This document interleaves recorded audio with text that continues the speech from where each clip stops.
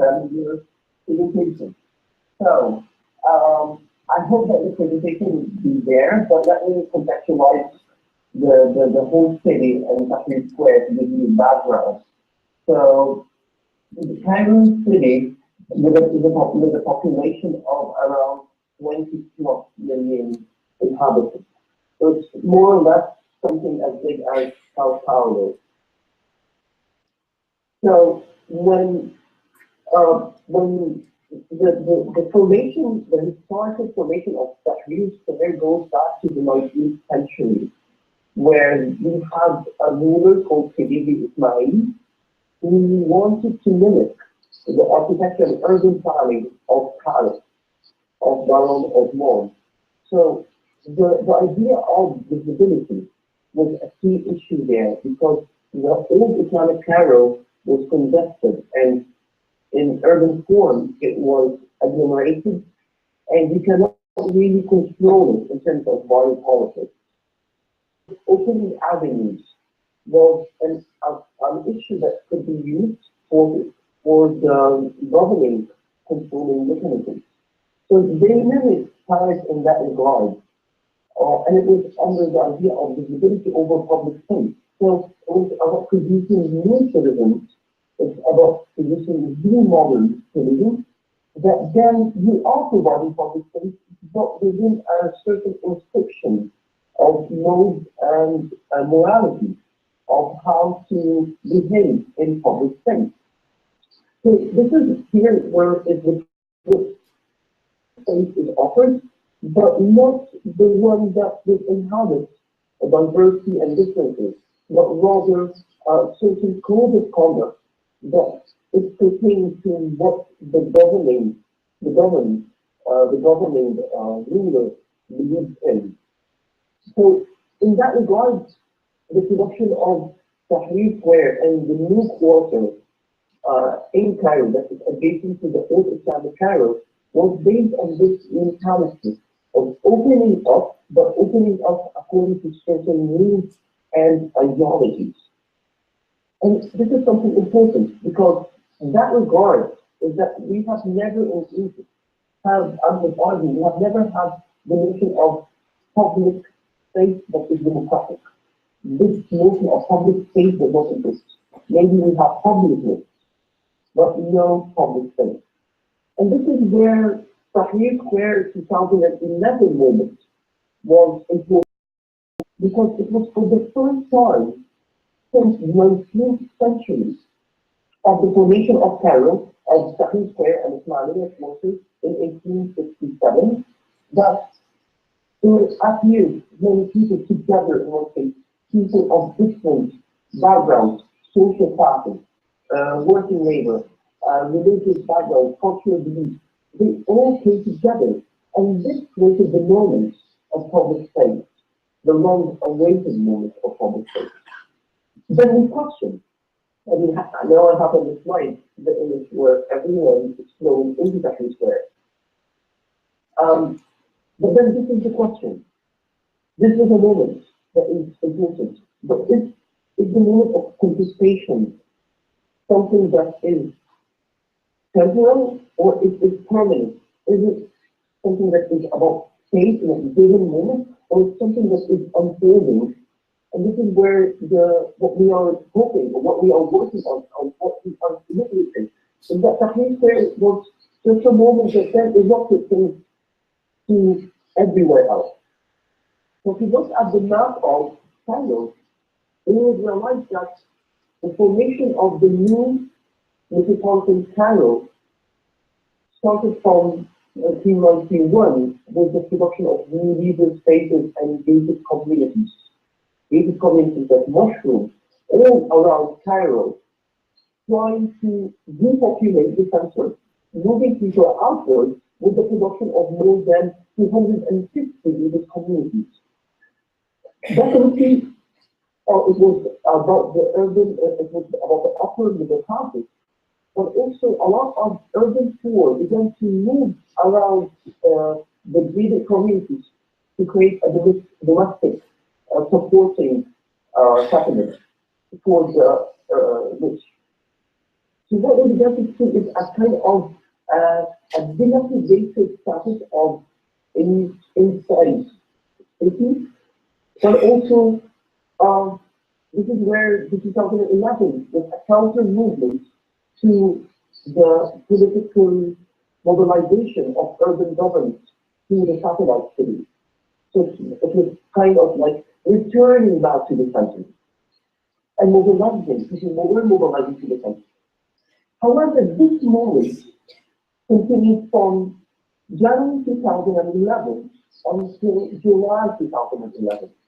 This is where the government began to realize, oh, well, we have to control the free square. We have to produce some mechanisms in order to block people up and demoralize people who go there. But also this came in the moment in the way of materializing things.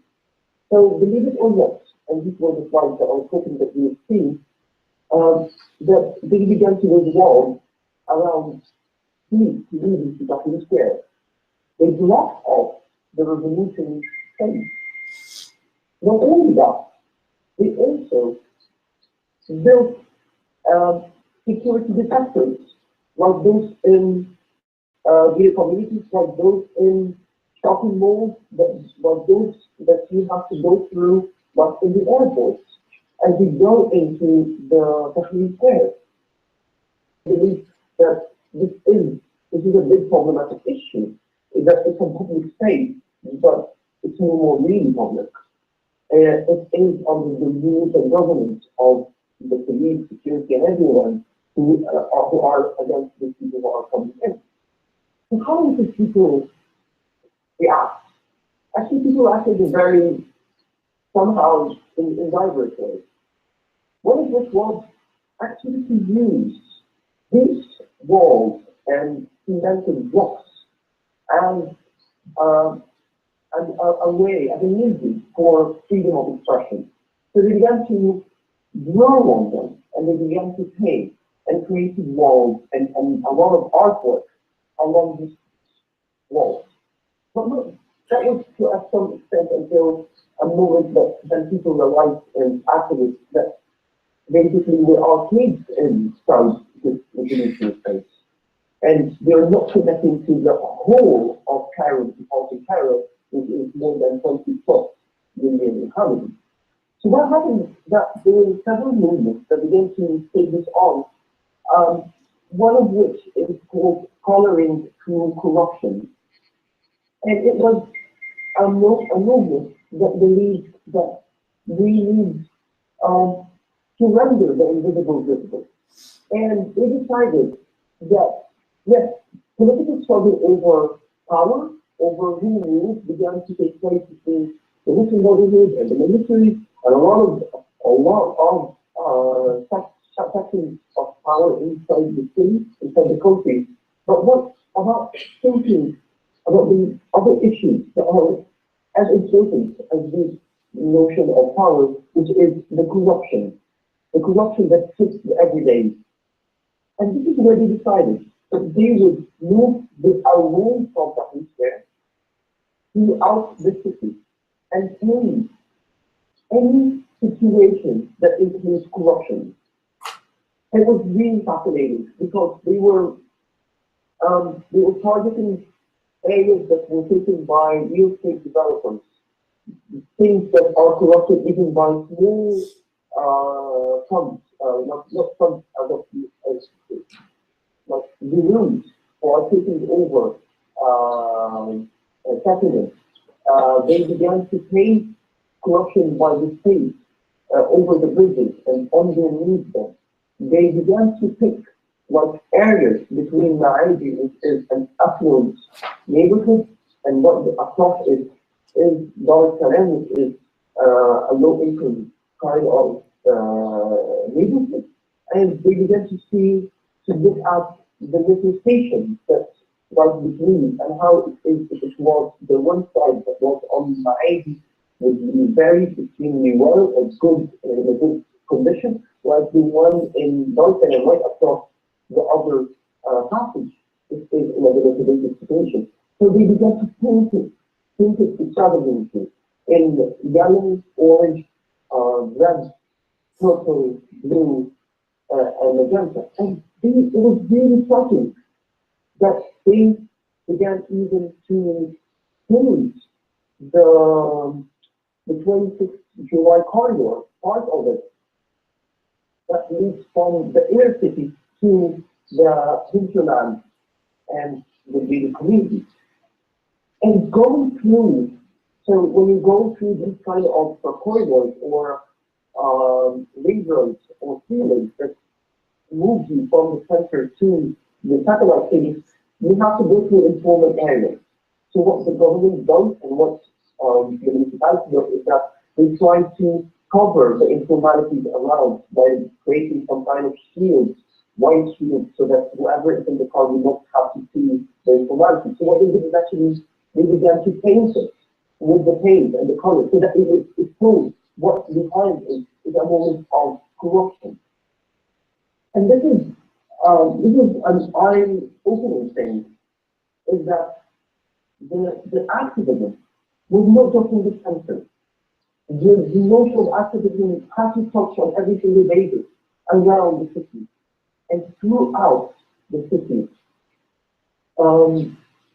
But also, it's not just about connection and inside Tahrir Square, because even inside daily communities, we have to understand that there are internal politics within the class power. So those who constitute the upper middle do not necessarily come from the same background. There are people who are capitalists of the Muslim Brotherhood. There are people of different backgrounds. There are people from the military. There are people who are technocrats. They are based on different kind of constituents. And this is where we have to realize that we need to address things, because the nation is manufactured through difference, and it becomes a product of harmonization and hegemony. So what we witness is that post 2015, that there was riots and even protests inside Gated communities by cops who began to feel that they were massacred in October 2011, and they need to speak out, even in the Gated communities where their neighbors were people in the military in high rank or in the country. So, Give me 1 second. yeah. One second. Uma coisa interessante é que a tradução, graças à fantástica tradução, que é a versão português, é muito mais clara que a versão inglês. Então, se vocês são bilíngues, mas que falam português, por favor, usem a tradução, porque a tradução em português é muito mais clara que o que estamos escutando em inglês, porque eles estão traduzindo. Sorry, Momen, I'm really sorry, but you're being heard perfectly well in Portuguese. The irony is that the English is very hard to understand. Can you move back from your phone microphone just a little bit? Can you hear me, Momen? Yeah. Yeah. Just try to. Yes, I can hear you. Yeah. Speak now. Hello? Yes. Yeah. Go ahead. Okay. Keep going. About 5 or 6 more minutes, but try to keep it away from the microphone so it's maybe a little clearer. Sorry, we're doing this. Okay, so can you hear me now? Oh, it's great now, actually. Thank you. Keep going. Thank you. Okay, great. So, basically, so do you want me to wrap up or from where I... 6 more minutes, please. Yeah, so okay, so let's understand the city. The city is not a framework, but a social practice in constant flux. The more it becomes an issue, the more it is a source of contradiction.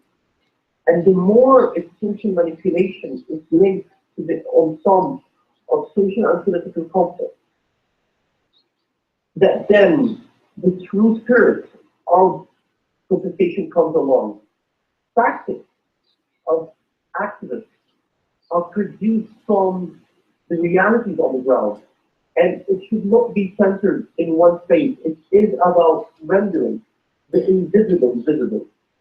And this is what we are left with today. Tahrir Square is gone in terms of protesting there, but is it gone for good, or are there tactics and are there practices that do exist in universities, that still exist in every single moment of confrontation between the governed and the governance? And this can come in the most subtle way. And this is basically what we are left with. And in that regard, Tahrir becomes a framework of opportunity that propels ideas and thoughts. It is about thinking about the formation of subjects and citizens in relation to security. It opens up what is the public and what is the private realm.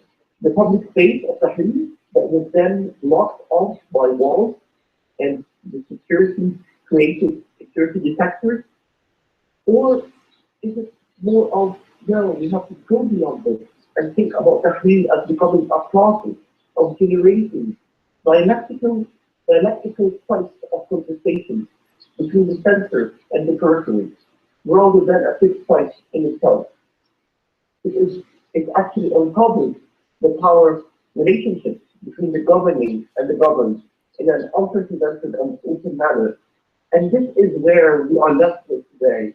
I think this is where a lot of activists, even in the United States and in Rio de Janeiro, I think we are left with, is that what after this moment? How do we generate and move into the rest and render the invisible visible? Thank you.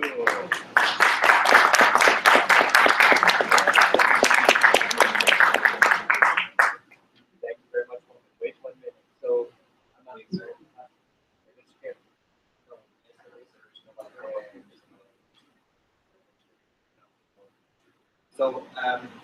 So thank you, Momen.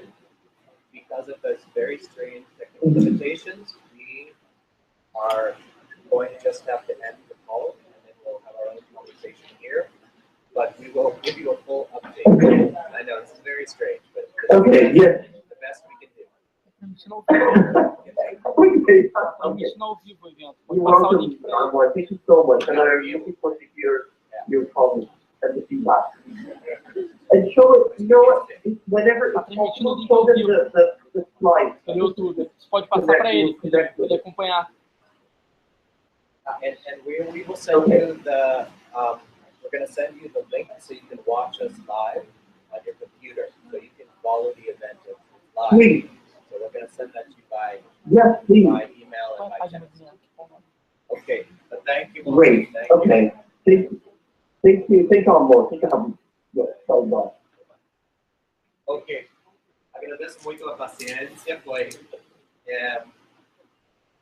então, esse cara tem feito 6 semanas de esforço, de esforço para conseguir visto e passagem e preparar o paper, então, eu sei que não foi clara, mas não queria calar o cara. Ele tem preparado isso. A gente vai ter a cópia escrita para circular. Na verdade, foi um paper muito especial para ligar aos circuitos de desigualdade na cidade, entre periferia, entre favela egípcia, específicos espaços públicos que foram ocupados em 2011, e como essas ocupações abriu possibilidades de outros imaginários totalmente distintas, que reintegrou a cidade de um jeito específico, é que mesmo se esses espaços foram sufocados, esses movimentos foram reprimidos, os imaginários e os metáforos que seguiram de espaços específicos seguem relevantes, seguem com potência a transformar, mesmo se os espaços que foram a origem daqueles metáforos imaginários foram sufocados e e reprimidos pela contra-revolução. Então, a ideia dali é que espaço, ocupações em espaços específicos, mesmo se são reprimidas, tem outra vida fantásmica, imaginária, que é muito poderosa, mesmo se fracassam no presente, né? Então, mas isso aí falou muito mais para isso, né, gente? Então,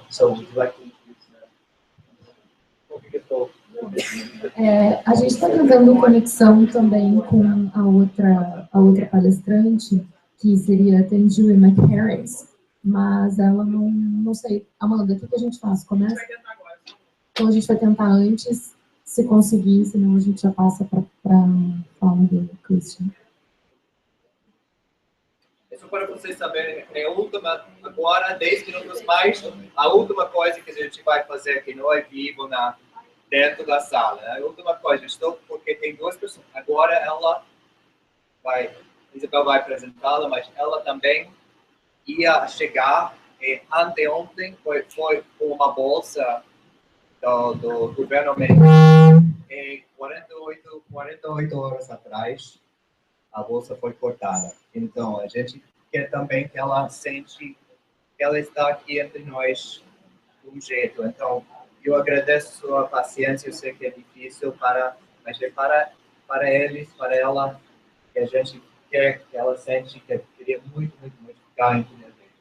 Então, apresentar ela aí. Bom, conseguiram conexão. A Thenjiwe McHarris, ela trabalha no Black Lives Matter, né? Atua no militante do Black Lives Matter, trabalha na Anistia Internacional também, e ela tem, então, uma carreira política e profissional voltada para lutar contra as injustiças de prisão de pessoas pobres. Então, não sei se a gente passa agora. Vamos ver.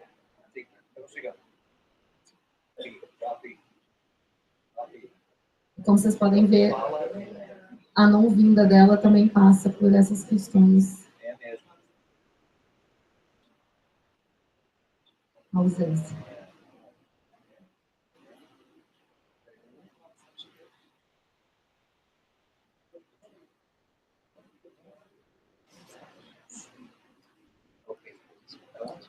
Então, Thenjiwe é uma das fundadoras desse movimento. Uma das fundadoras do movimento, super relevante na mídia.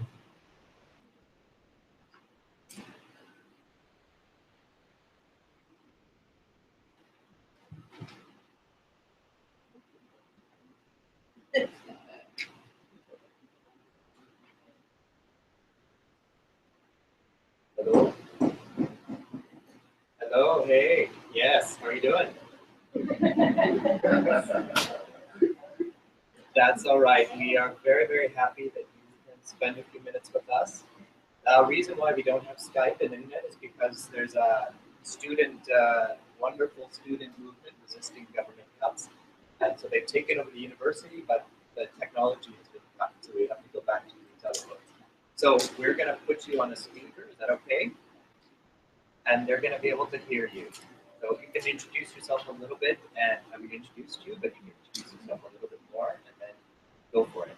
We've got 100-something people here listening to you. All right. All right. It's going to be in 5 seconds. I'm going to plug in the phone. Here we go. Okay, can you hear me? Yeah, I can hear you. All right, you're loud and clear. Go ahead. Hi. Oh, beautiful. Peace, everybody. Peace. I'm sorry that I can't be there with you in person, but I join you from within the United States, specifically New York City in Brooklyn. As you probably already know, my name is Thenjiwe.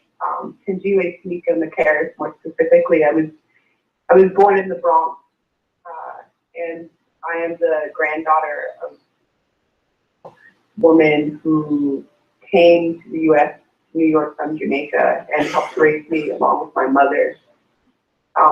Politically, I've always been rooted in Black organizing and movement building in the U.S., but my life has been blessed in a way where I've been able to learn from movements in different parts of the world. And my analysis has been informed by those movements, by those lessons, by those folks who have decided to resist in the midst of hostility, in the midst of a political climate that sought to repress both their communities and their resistance. And so I'm very much an internationalist, and my lens is very much informed by internationalism. And about 2 years ago, I formed an organization called Blackbird, and Blackbird is really a team of people who hold the question, which is, how do we build a strong movement within the US that is dedicated to Black liberation? And then how do we also build a kind of movement that understands that collective liberation is very much tied to Black liberation, and that collective liberation is only achieved if we reach a point where we build the kind of movement that sees no geographical boundaries, that the ways in which power is currently constructed, that there really is going to be a need for a kind of global resistance willing to confront power and challenge the ways in which the world is currently configured, both economically and politically. So that's a bit about who I am and the organization that I work with and co-founded. And we really have been focusing on what we call here in the US the movement for Black lives. So again, thinking about how do we strengthen the movement for Black lives? How does the movement for Black lives grow? And also, what are the political interventions that are necessary? What are necessary in order to strengthen and grow the movement? But also, what is necessary in order to really confront power? Not just in a way that is symbolic politically, but in a way that can actually impact the material condition of Black people in this country, of all oppressed people in this country, and really around the world. And so that's a bit about who I am. And what I'd like to share a little bit is just a bit of a context of the US, sort of how have we, some of my thinking, and also some of the questions that I'm holding of why we've arrived at this point in terms of a Trump presidency, where we're at this point almost days away from entering into what many are calling the sort of emergence of neo-fascism, the emergence of right-wing authoritarian rule, and also a sort of shift from neoliberalism. And so I'll talk a little bit about sort of the history and the context, and then I'll share some of the things that I've been thinking about in terms of what is the threat assessment to vulnerable communities in the United States, but also around the world under a Trump presidency. And then some of my thoughts around what I think and what many people think that I've been engaging with here at home is what we must do now in the moment. So what this moment calls for.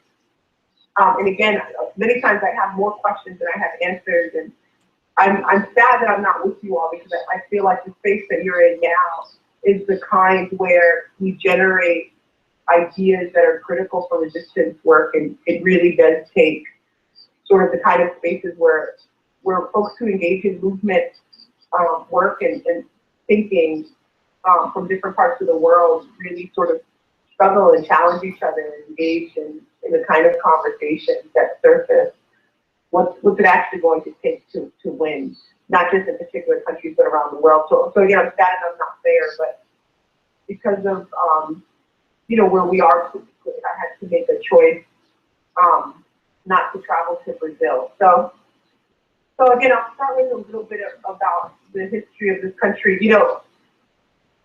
Someone asked me yesterday that we've always been struggling for the soul of this country, and I begged the question on when has there been a soul of the United States? I mean, the U.S.